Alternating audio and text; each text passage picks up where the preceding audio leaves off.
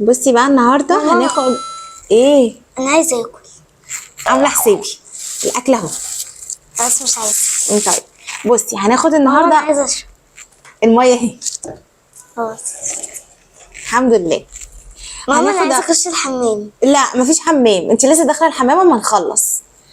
هناخد النهارده ماما، درس اسلامي يا فاكرة مصر في زمان العربي. لما كنا بنروح الحضانه؟ كانت الحضانه حلوه قوي فيها العاب. جميله. بصي بقى الدرس ده بيتكلم عن ايه؟ طب فاكره زمان لما انا وجده كان بيشيلني؟ هي الذكريات كلها خلاص جت دلوقتي. بصي الشاعر هنا فاكره زمان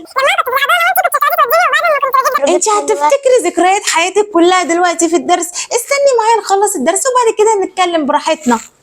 بصي الشاعر هنا